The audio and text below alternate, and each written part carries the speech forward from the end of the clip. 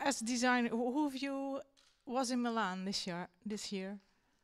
Oh wow, yeah. So who wasn't ever in Milan during the Salone? Yeah, yeah. Milan is always quite a circus to go to. You see what's going on in the world of design. You meet a lot of new people, but it's wow, that's bright. Yeah.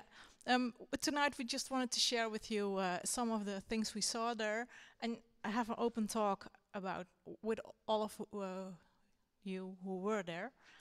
Sorry, my English is a bit in the opening from this morning.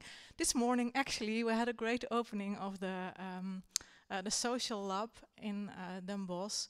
It was amazing. It's such a nice initiative to have people with a disability working together with designers. And our queen was there, so we were quite overwhelmed, actually. It was nice. So anyway, I'm going all around. Jos, can I ask you to share us your experience in Milan? Yeah. Yeah, you can do, yeah.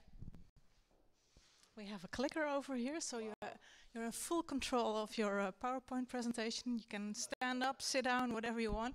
I will ask some questions.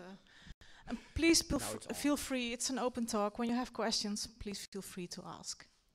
Okay, yeah, so please do interrupt me because I like to talk a lot, and you know, if I lose track of things, interrupt me. As Annemone said, we're quite overwhelmed because this morning we had, oh, there we go, it's the brightness again. Can I have my first slide, please, somewhere? We had the opening. Actually, we are live, so. Oh, we had this opening at Social Label. Ah, oh yeah, yes. Wait. Oh right, I'm sorry. Thank you. My name is Jos Kranen. I'm half of design duo Kranen Gille. My companion Johannes Gille wishes to excuse himself. He couldn't be here tonight, so I will take the honors and tell you about our Milan experience. And I started tapping into the feeling of this morning because we had this opening at Social Label, which was also in Milan. And I'm very happy you see my companion Johannes on the left on this picture. They took an older picture, so we look a bit younger. Who said nah?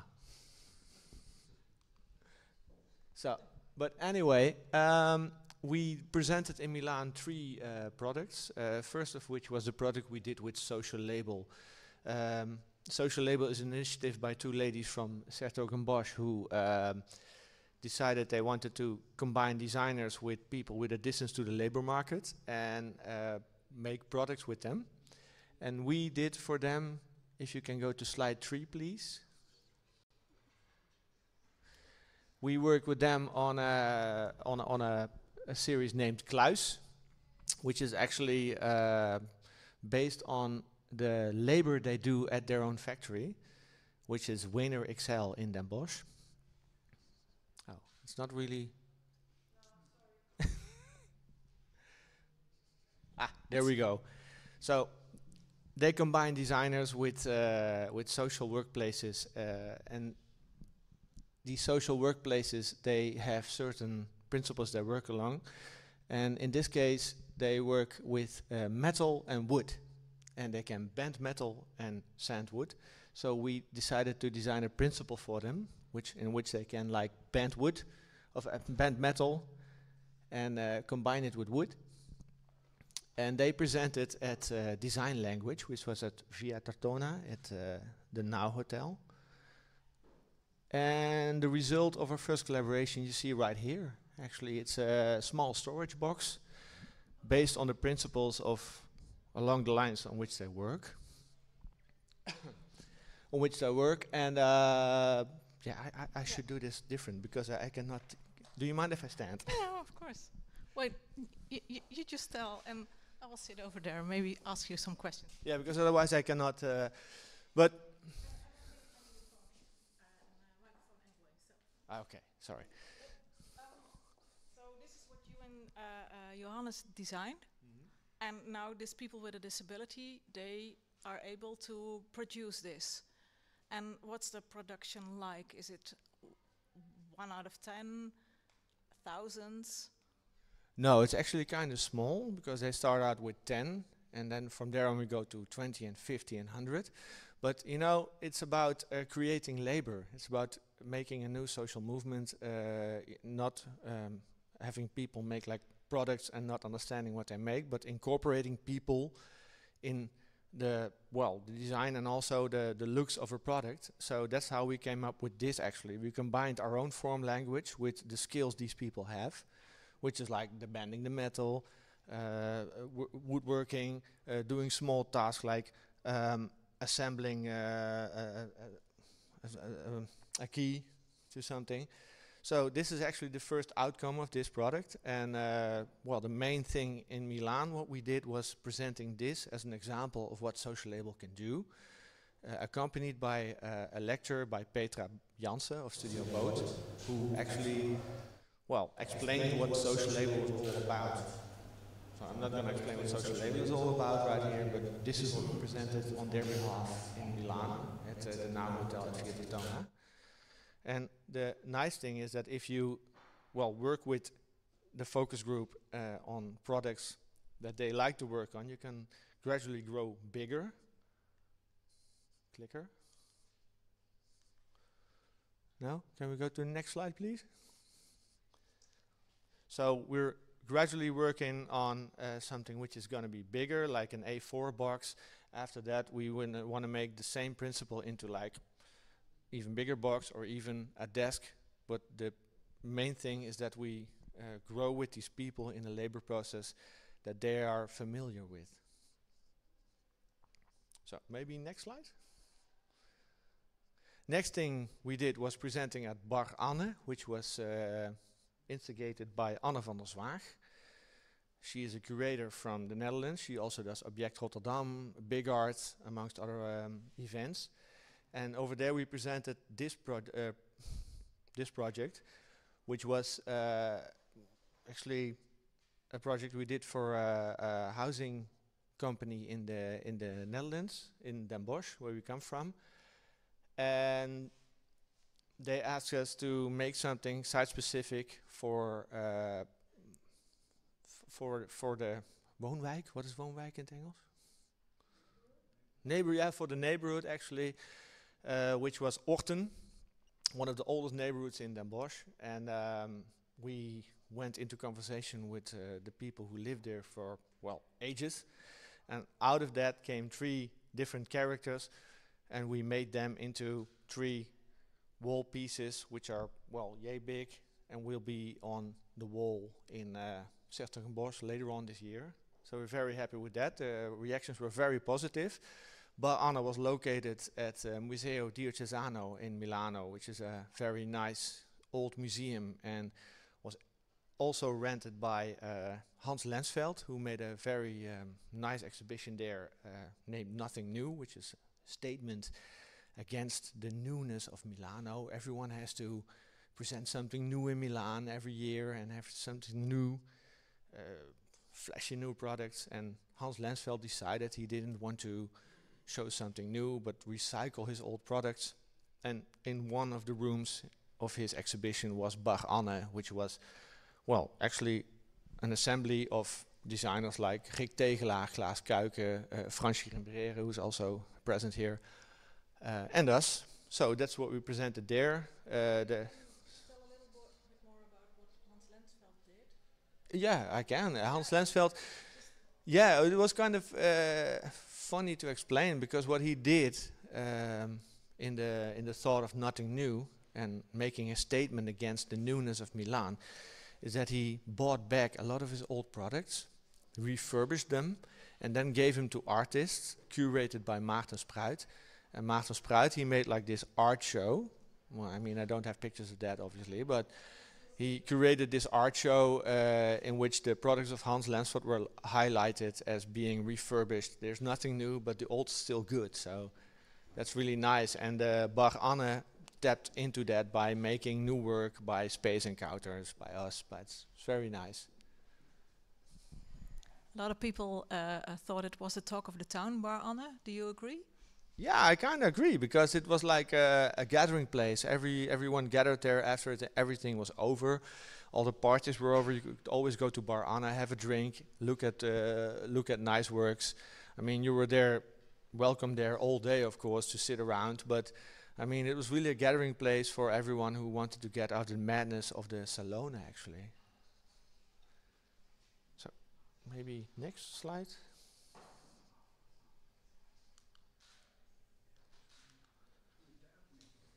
Ja, maar waar moet ik hem mikken? Nee.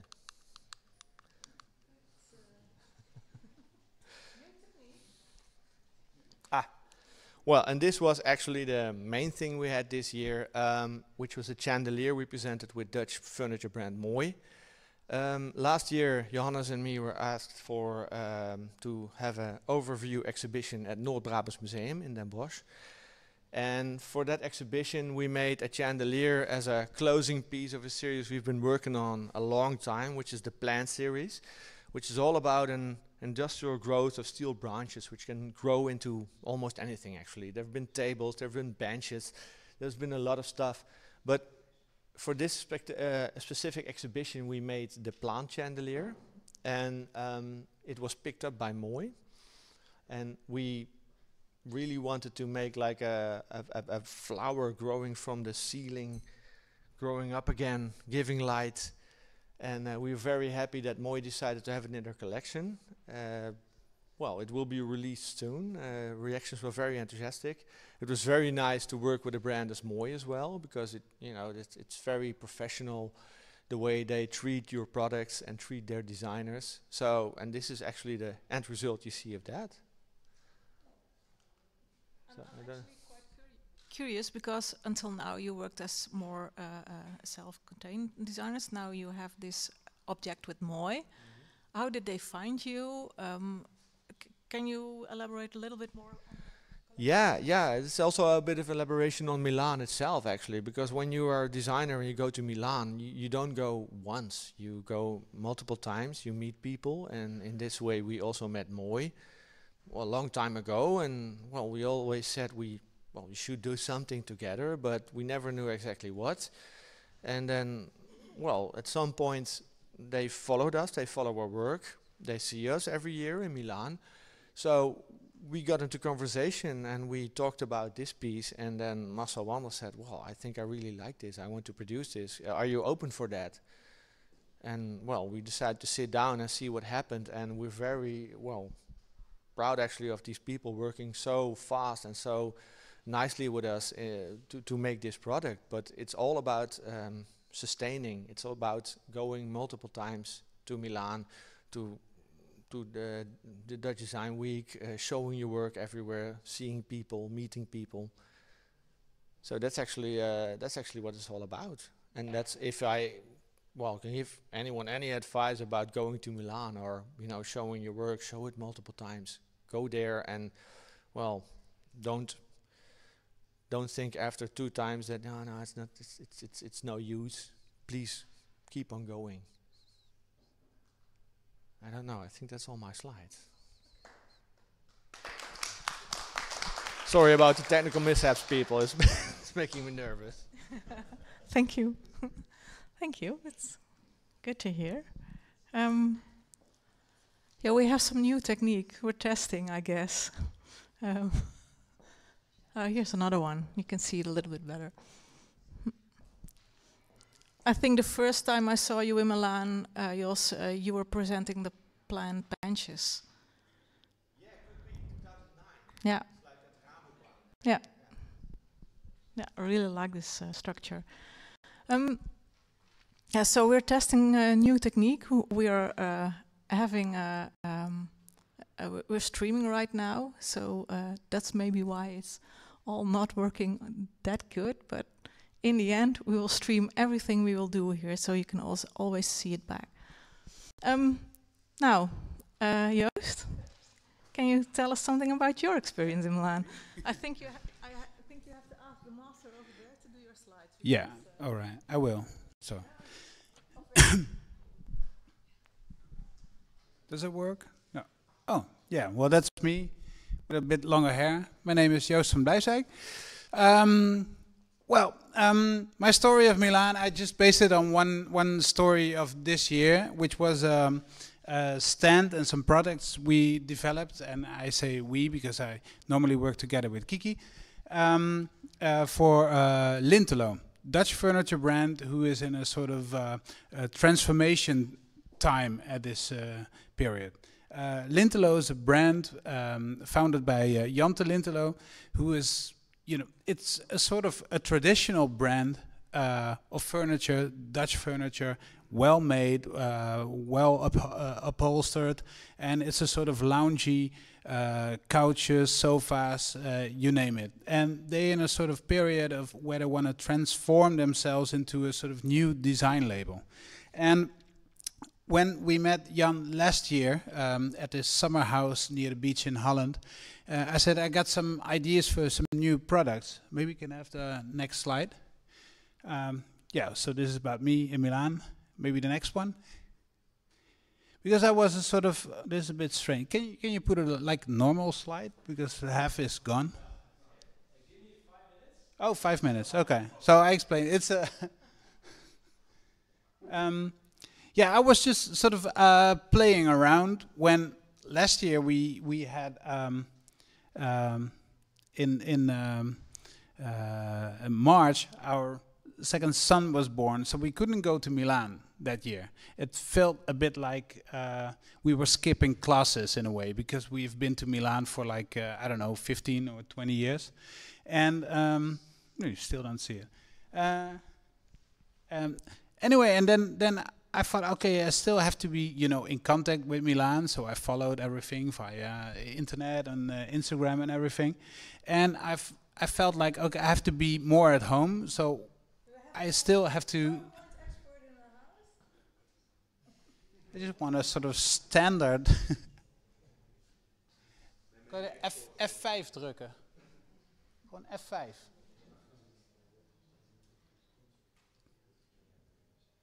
No. Wow. Volgens mij moet je even de weergave voor presentator aanzetten. Ja. Ah. Ik denk bij diavoorstelling. Ja, daar heb ik gekeken. Nee, bovenin heb je volgens mij meer opties.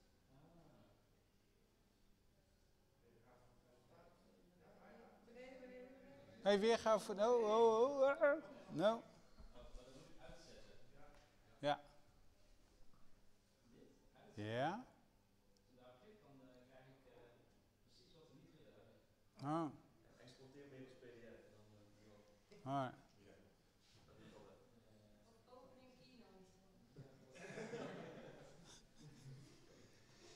Anyway, so not to be here till about 1 o'clock. I was sort of tinkering around with just a 3D printer I just bought, because I had to be a lot at home. So I thought, okay, I have to, I can't be in a workshop anymore. So I have to, still be working a lot. So I bought this printer, and I started to just making things and experiment a little bit. And then I made this what I called I Want to Hold Your lamp, which is basically, the thing you use for soldering to hold something, and that would hold a little lampshade with a LED. And then can I have the next slide? Standaard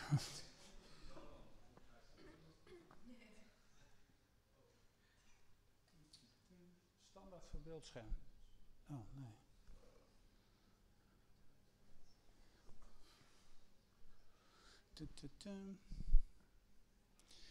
So in the meantime, Anemone is going to do a little dance performance for you to entertain you all.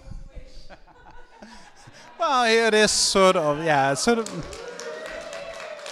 It's a bit cropped anyway, but well, we just do it. Okay, can I have the next one? I hope it's going to be. Huh? Echt waar? Oh, it's sort of cropped in a. But can I have the next?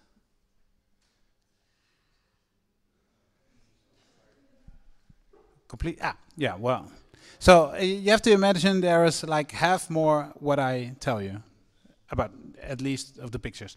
So we thought then it would be a very nice idea, because we had this little model to actually make it into a sort of real life, a real size lamp. And then we started to talk with Lintelo about this idea to create this lamp. And we thought it would be really nice to make the base into ceramic and the lampshade with fabric. And actually it was a quite technical thing, because it would be quite a big lamp, like the smallest like this size and the biggest over 2 meters. So to create a ceramic structure that's really straight and really solid, that's technically very challenging. And we found this company in Germany that could do it. And we wanted to have this shade, the lampshade, a curved shape. But actually that's also quite hard to accomplish without some tension in the fabric. And because we wanted to have these wrinkles in the fabric, we wouldn't get any wrinkles. So it was quite a technical solution to create all kinds of little tubes of glass fiber into the fabric. And then we created finally this lampshade, if I can show you. Maybe you see half, but anyway.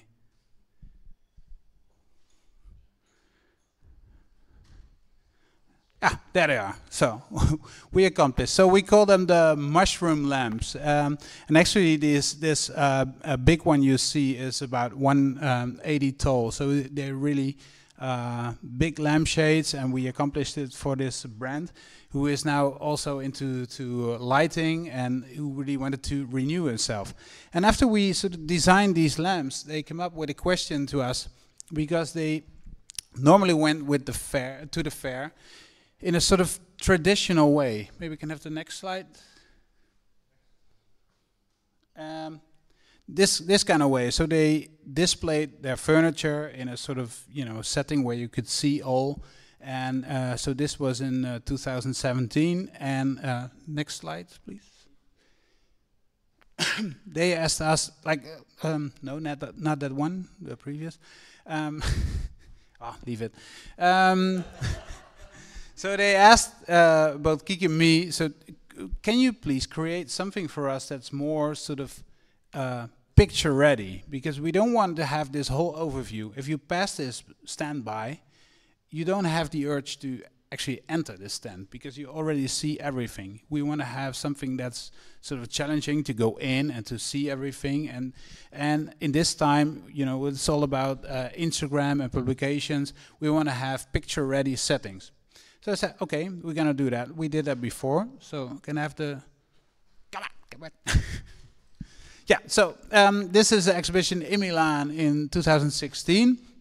And you see we created all these backgrounds and settings where people were able to also create pictures and stories for themselves, and where it's very visual, with a high visual impact. So maybe the next one. Ja, maar die doet het niet. Oh, nu wel? Nee. Ja, ik weet niet waar ik op moet klikken. Wat zeg je? Nee. Oh, deed ik dat? Okay. So it doesn't work. So this is also, so we created different atmospheres within one exhibition where where all people could take pictures, and where it was also presented in a sort of personal setting, which was about the project. Next one. So here you also see, so it was very what they now call Instagrammable in a way. And we did that before. This idea also came from a previous exhibition we designed for the Rijksmuseum, which was art in Asia and Amsterdam. And it was a show in all the 10 big spaces of the Rijksmuseum. And the show was about the Asian art that came to Holland in the 17th century. And they were struggling with the exhibition. It was getting a kind of, I'm looking for a nice word, but it was getting a quite boring in a way, because it was very about all the products they were showing. It was very sort of educational. So they asked us to create this setting of sort of wow factor into the exhibition. And next one. So we decided to make a wall covering like covering all the 10 halls of the exhibition, and to create a really spectacular exhibition in a way. And the things we created were all about the setting they were in. So they were about the carpets and the period, and the everything that was shown was also in the sort of wall covering. And it was all drawn by hand with little watercolors by Kiki, and then it was enlarged 100 times. And sounds really simple, but if you enlarge something 100 times, you have to be a super high-res photographed, and you know, your computer is normally not really able to handle these kind of files. If you think about 8,000 meters of wall covering in a couple of files. Next one. So this is another one. So every gallery had this different graphic, and it was all one very big graphic. And the funny thing was that it was all done, I think, in 3 nights. In 3 nights, they covered all the wall coverings of these galleries. So we thought, okay, we can change like a very sort of educational exhibition into something with a sort of wow factor. We want to create that also in a Lintelo exhibition at the fair, where normally everyone is showing just the new projects. We want to show an environment. So next one. So I thought, okay, let's create some sort of circles without any angles, so people won't see any angles in pictures, and we'll, you know, experience really that they are sort of inside these little galleries where we show the new projects. Next one. So these are sort of first sketches, but later on next one. So this is sort of the final drawing of the layout of the exhibition. It's almost the same as the first drawing. So the basic idea was the same, that you create circles with a certain theme, and if you come in, you feel like sort of, you know, surrounded by this whole theme, and you know, you start to take pictures, you start to feel at home. Yeah, you start to feel really in this sort of fair stand. So we wanted to create 4 or 5 different environments we're in, and we looked to the new projects that we're showing, and one of the ideas was to create a sort of African room, and this graphic. Next one. This is more a sort of Japanese flowers in spring inspired. This is the jungle room. And then we have the Nordic room, which is more sort of sober. And this was the idea to create all these different environments. Next one. So, made a little model. And this is the real. And that's really nice if you're in Milan and you walk around at the fair and you see it for the first time. It's really nice to see it, that it's exactly as you created in your first sketch, in your first drawings and your models. So we made this little abstract props, like this teapot and some cups and some other props, which are super abstract and not really present. And for the rest, it was all about creating an environment that people would photograph and feel really comfortable in. So here you see the wallpaper of the African look. This is the jungle room, and this is the Nordic space. And so this is how we try to create this really special environment for Lintelo this year, and. Yeah, we really liked working in this way, still in a very personal way for a very commercial brand. But we could do this all without very much compromising on our idea and on the aesthetics. So we're very happy that the reactions were very positive about this project. I think that's about it.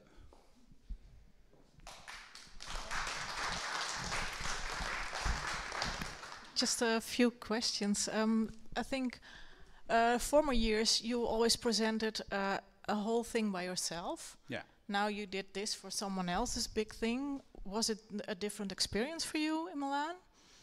Yeah, well, when we did, I think about 6 solo shows in Milan so far, and then you're sort of stuck to your own, space, and you're always there to explain your work and to be there.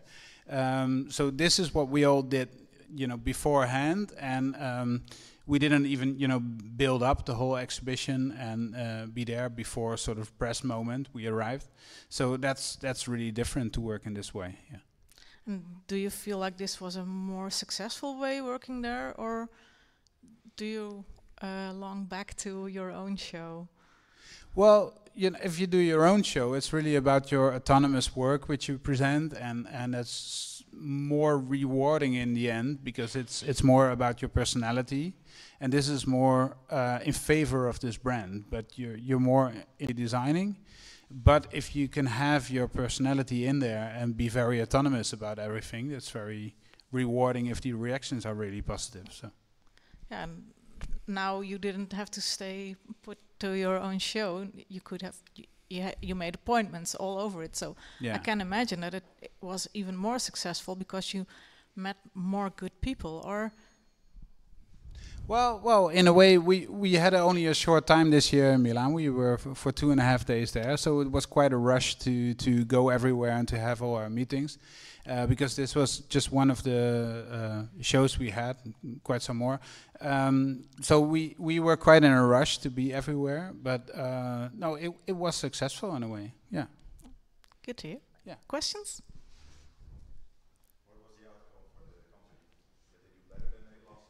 The outcome was very good.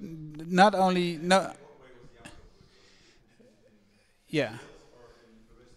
They said sales were about similar as last year, so they didn't go down at least. So the challenge for them on this moment now is to change the brand and to do something new without losing their old clients and still, being expanding and meeting new people.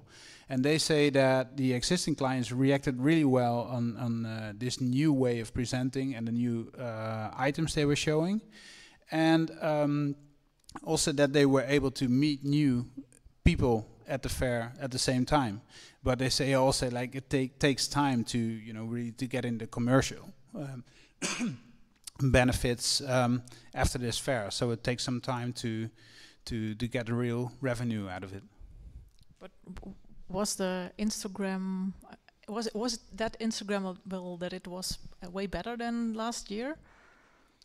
For social media, it can be measured quite easily. So I can imagine that they say, "Oh, we had doubled or tripled," or. I didn't really, okay. I don't know.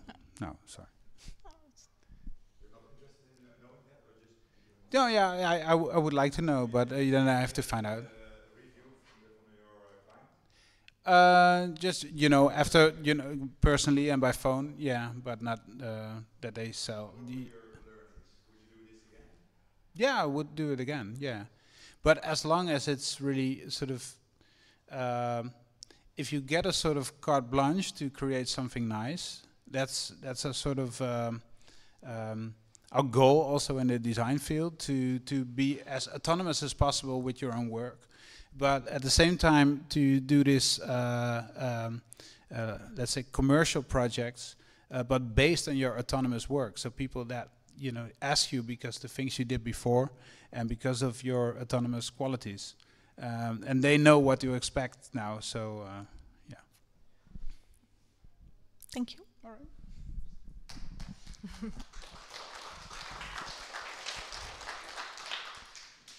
Kiki? Ik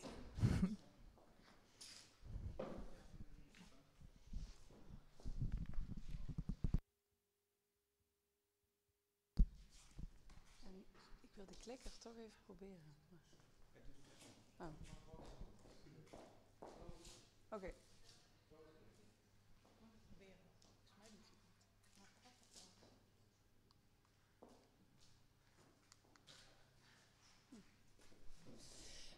I'm Kiki van Eijk. I graduated 18 years ago from the Design Academy in Eindhoven. at that time at the department Men and Leisure.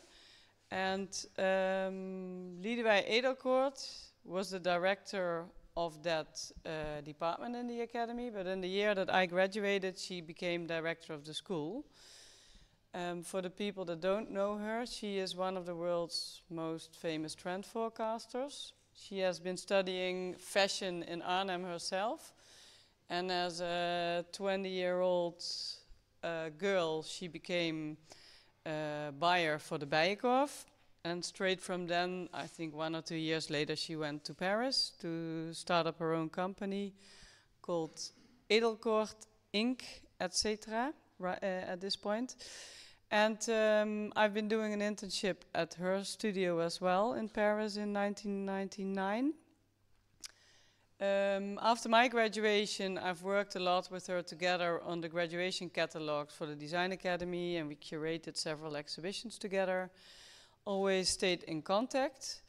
Next slide.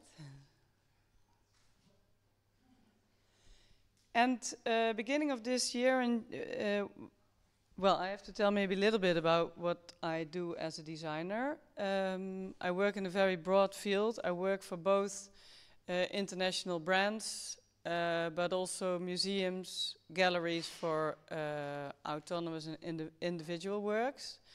So it's quite broad. I also develop a lot of textiles, both from my own initiative, but also for different clients.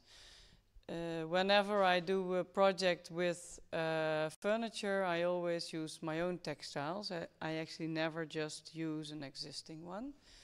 And I have been working a lot together with the Dutch Textile Museum in Tilburg, where I also they have several textile objects of me in the museum collection, in the permanent collection. But I also work a lot together with their lab, especially weavings. I did a lot of wall hangings with them throughout the years. And in January this year, I got a phone call from Liedewij Edelkoort. She said, I'm working now for this really nice client called Google, and I want to make them a proposal because she was advising them in several things, and also how to present themselves in Milan for the first time, because companies like Google and also their, let's say, colleague companies, they usually never present in Milan, and if they do, they make a really big corporate show. So she advised them to do something intimate, not too corporate, but to show it from a human perspective. And she asked me, I would like to work together with you on that, and I want to ask you to develop 6 different wall hangings, creating modern still lifes for this exhibition in Milan. And at that time it was not approved yet, so we first had she had to send some examples to Google. But then quite soon after she said, yes, it's going through, it's going to happen. And the idea, I have to tell you first how she came to this project. She has been forecasting, I think 23 years ago now. In her, I think at the time it was called View on Color. She makes these books called View on Color, Interior View, and she does these trend books and also trend presentations. She made a forecast and a story about how we would live together in the future with technology. And she even did a whole photo shoot back then. And she kind of forecasted that we would have a much more soft way of living with technology. In terms of that we would work more at home with technology instead of always being at a company, so to work much more flexible, to work in your home with nice upholstered materials which wouldn't feel really like an office but more a comfortable space, that our clothing would probably also adjust to that, nice and wearable things.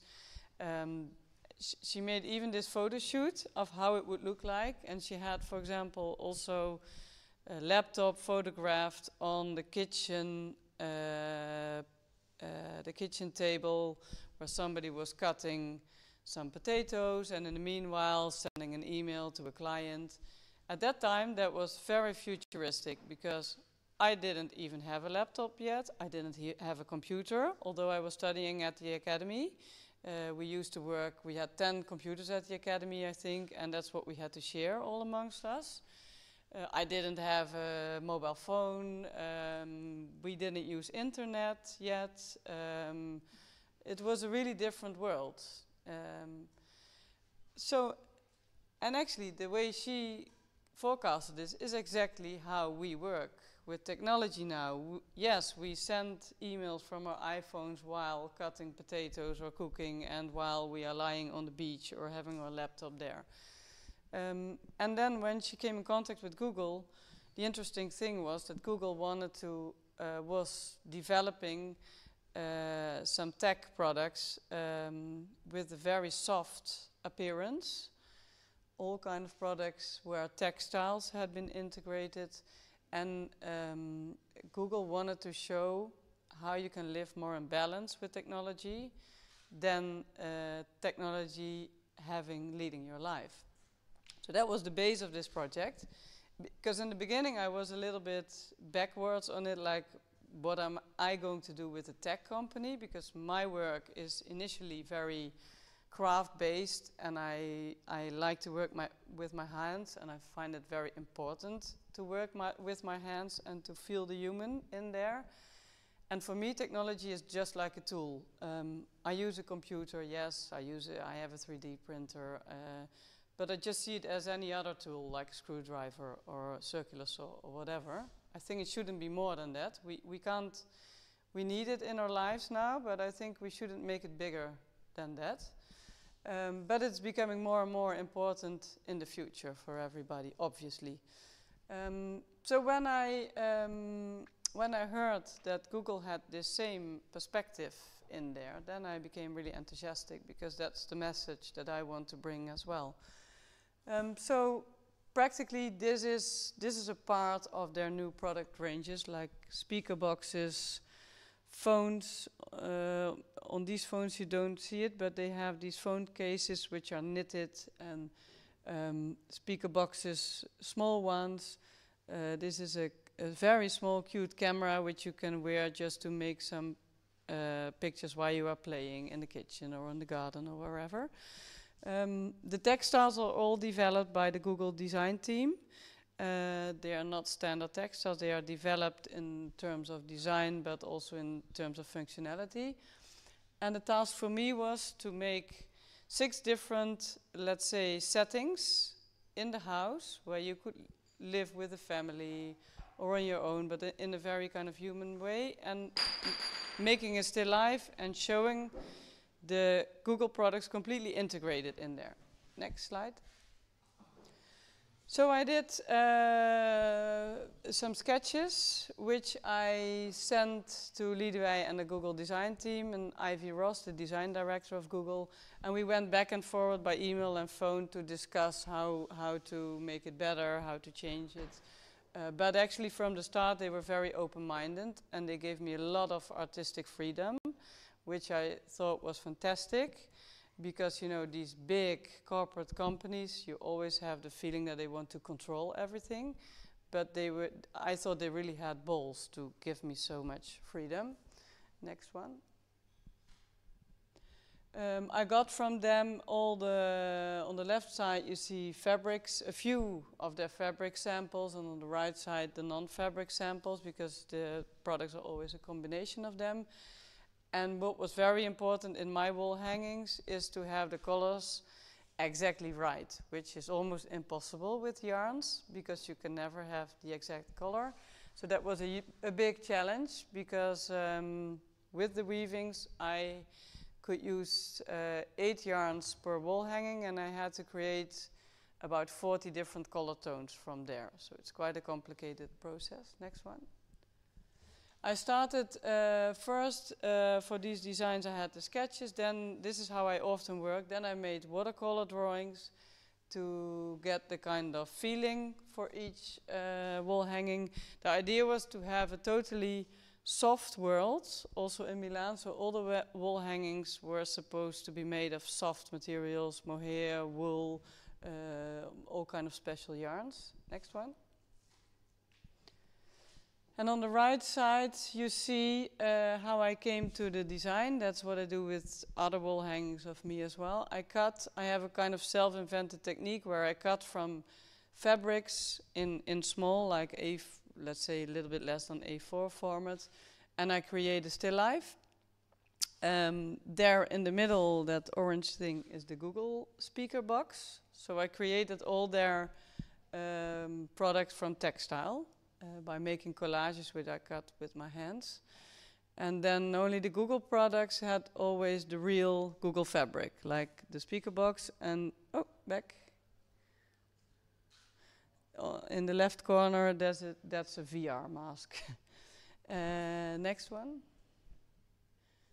So for each setting, I arranged a certain color range and also a very big variety. Very important to show different structures. As the Google fabrics, if you zoom on it and with a kind of micro perspective, you see they have beautiful structures. And I wanted to highlight that. Next one. On the right side, you see the first test on the weaving machine. I had a lot of weaving days to experiment at the Textile Museum, and I love it, because for me it's like a child in a candy store.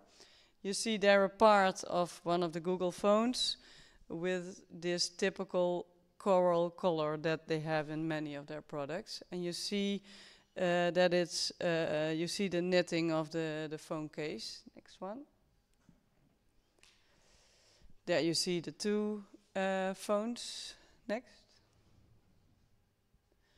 Here you see, at a certain point after all the tests, I just grabbed a bunch of yarns that were leftovers, and this is kind of the summary of all the different yarns I used in the project. Next. So for every wall hanger, you only see bits and pieces of it. I will show the real ones later.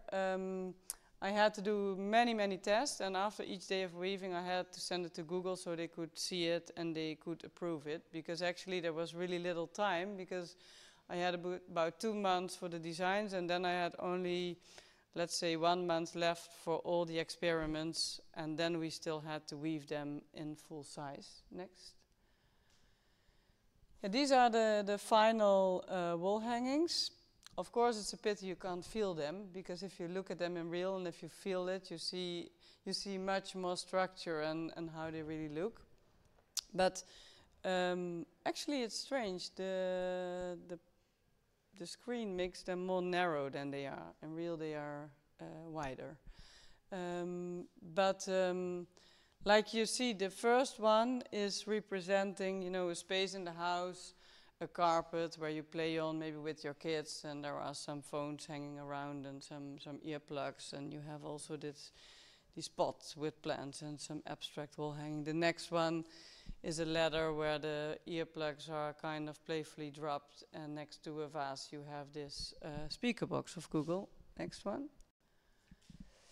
Here you see the one that you saw the collage of on the start with the speaker box and the VR mask. Next one. There's also a black and white one. I was very particular on the colors. The last one is a house, because this is representing a typical San Francisco modern house. There's beautiful architecture in San Francisco, and since Google is based in San Francisco, we thought it would be fun to also make a house, since this is all about living with these products together in the house. Next. The exhibition was at Rosanna Orlandi Gallery. It's a very famous place in Milan where everybody comes to visit. But in generally, it's also a bit messy there, because all the designers and brands present there. So when you just enter, you don't know where to look.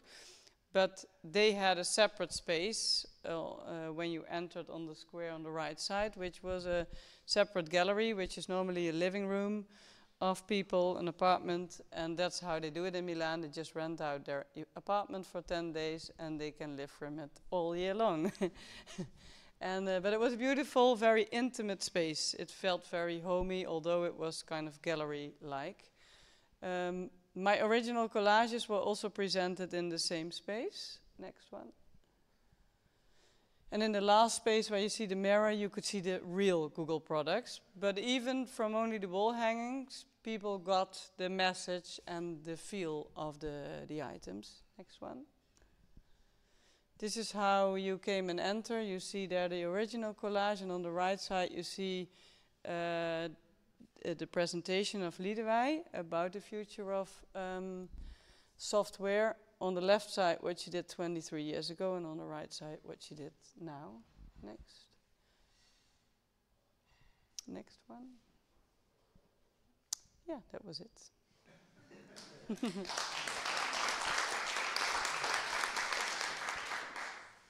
Any questions? Yeah, and they are probably going to travel around because there was a really good response on this exhibition, because it felt like people kind of gained trust again in such companies, especially, you know, what happened with Facebook and all these companies are being questioned a lot, and a lot of people, they don't trust them anymore. So I thought it was also very important and a good idea of Google to show it in this kind of intimate way, to show that they are not only just a corporate company, but that they also have human feelings and that they use it in their designs. The whole design team was there, very international team, people from Denmark, a lot of people from Europe in their design team. So I think it will be exhibited around, but they will also have a set which they want to put in their office. And the funny thing was that in the beginning they told me that they had a lot of struggles with their marketing director, which fortunately I didn't know anything about during the process, so they kept me out of all the internal discussions, which was really nice. And the marketing directors, they were very, very, well, in the beginning not open-minded to this, but when they saw it in Milan, the whole setup and the response to the people, they were totally convinced, and they were even talking about new collaborations, and they were also amongst the others to ask to really put it in their office in San Francisco. If you say like you say, if you work together more often, let's say, is it more product related, or is it then a bit more like you do here to help them with like presenting their work? Probably both. So like even like fabrics, like yeah, you're also quite for a long time in that world. So are they also can you advise them for maybe the colors or the No, not for their own products, because they have their own design team, which is like about 30 people, with also different design directors, and then there's the big design director, which is a woman, Ivy Ross. I think that makes also a change, that she's a woman and that she has a different perspective on things, especially in this male-driven business in technology. So I think that was a very good cause. Do you think your work overlaps with marketing, especially if you look at these two previous projects? And if so, how do you feel about it? Also thinking about how at the academy, design academy, we are educated more to work from our own goals. Well, my work is never. No, I think actually it's not at all different than how I worked at the academy. I'm also educated very conceptual and storytelling, and I'm still working exactly the same way. Even if I work for a client of me, for example, Hermes, it's a fashion brand. No, I still. Well, of course, you if the company gives you a good brief, but they work with you because they know your work and because they are interested to work with you. So that's already that's a good starting point, because they know they have to leave you artistically quite free if they want to respect you as an artist or designer. And And then I always I listen to what they find important, but I listen mainly to my own heart, and I follow that. And then so far, it always works out. And what even happens, what I'm always surprised of, is that it seems that the objects or whatever it's this or a Hermes window with Hermes products, that it sells better. And I don't know how that works. I'm not marketing driven at all, so I don't know what sells and what doesn't sell. I just follow my own artistic path, but it seems to work. So for me, it feels not different than when I was on the academy. Maybe that taps into a series that Kazerne Young is doing right now, how to make money as a social designer. And not just designer money in general. The Yeah. first edition was about social. Yeah, as conceptual as you want to be, or you do need to make a living in the end. And I'm quite, I say it. I don't know how to react when you do need to make a living and you can't do that by what you want to do by heart, namely designing. So I think there is a contradiction in the academy that's strange right now. Yeah, because where does your question come from? Why do you doubt about it, or? I wonder how you feel about it, because like I know being at the academy now, I don't picture I would not necessarily want to do such projects. No, but that's good. You should do what you want to do. Yeah. So that's good that you think about it like that. Yeah, so there comes from maybe there's a tension between what's taught at the academy and what's the real world.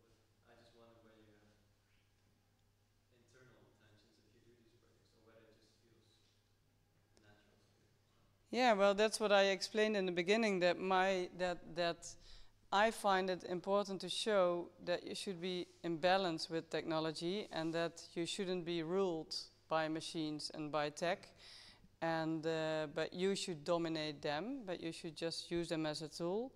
And that was my internal drive to do this project. But I think also companies like these use you as a brand, like Kiki and Joost, to cling on to new age, to different things, different styles. It's not a bad thing, but you're a brand yourself. So they use you to make a new appearance, because this is not Google, this is you. But now they combine the two. Same as you, Joost. I don't think they have seen it like that, because they didn't know me before. Nobody knew die heel was, and then that's always a string. It's always attached. There's always a circle, I think. Yeah, but I think Why would Google work with you? Do you take in, if you accept a project like this, do you take into consideration the values of the company? That's actually the basis of these questions. yes. So if you think they're sharp, you don't work with them. If I think they are? Not so good. No, then I definitely don't work with them. No, definitely not. No. The technology is really bad in a way. Like every 2 years, like your iPhone is like old, buy a new one, and the one Yeah. you have can end up in somewhere in nature, let's say. So technology in general is not good. I wouldn't say it like that. I think it's also not good that it seems that iPhones are programmed to not last longer than 3-4 years, and iMacs and all these kind of things. I'm always pro repairing stuff. It's the same with your car. Like 10 years back, you could repair your car. Now there's so much technology in it, you can do anything. I say my car broke down a year back. It's like fuck. Yeah. Yeah. And it's like my dad was really good in the past, like repairing it.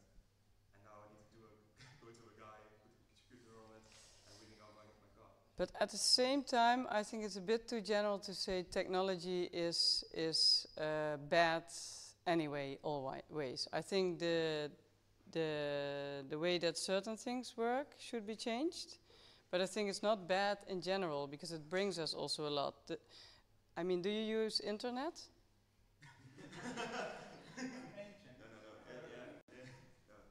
say I'm also working in more the technical field, so I'm looking for these kind of clients also. The longer you work for them, you see like everything they make is just like for business, and everything they want to sell more, so you should get rid of it faster to sell another speaker, to sell another pixel book, to sell another. I think that's, at least for this project of Google, it was not the goal of them. But I think it's too general to speak in technology, to speak for every brand or company, everything in the world. I think that's too general. It goes a little bit further than that, I think. Even if you see that doctors, for example, that they look up things on the internet to find research about certain things that are written, I think. But I think it's true that everybody needs to still find out how to live with it and how to deal with it. And I agree with you, it's bad that things are programmed to throw away after 3 years. That's something that should change, definitely. But the very good thing about projects like this, because I want to skip in, because you don't have to feel all negative about working with a very big company or a tech company, as long as they sort of incorporate the autonomous and the free way of working that we do, and a sort of the feeling we put into it and the love we put into it. And I think that's something you put into also a high-tech company that people feel. And you know, all the wall hangings Kiki did were more photographed than the actual products of Google itself. So the presentation and the whole feeling of the show made a bigger impression than this little speaker box. And I think this whole sort of feeling where tech is going to, it's also, you know, we have to investigate it all together in the coming years, because, you know, it's so young and we're just starting with this whole technology, that it's really good to have autonomous designers working on projects like this, I think.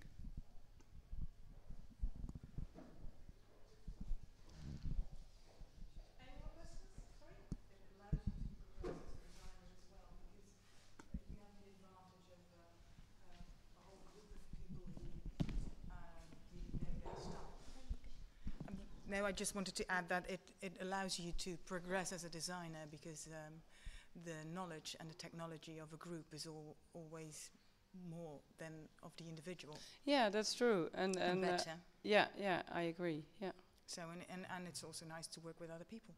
And what's also interesting is that although this is designed for a commercial company, there are also already museums interested to buy it for the permanent collection, because they think it's an important piece in history in maybe 100 years' time. Yeah. Well, thank you. Any more questions? Shall we get a drink then? And maybe just say next thing is from Kazerne Young next evening. 22nd of May, you will do a show on Design and Money. The second in the series. We have forgot his name from Onomatopoeia is coming to speak. We're going to talk about networking and how that is important. It's important to go to Milan and make your network if you want to make it as a designer. Great. And the one after that is with Joseph Grima again. That's on June 5th. He's the curator of the show, the new creative director of the Design Academy. And I hope to see you again here. Thank you for visiting Kazerne. And of course, thanks to the speakers.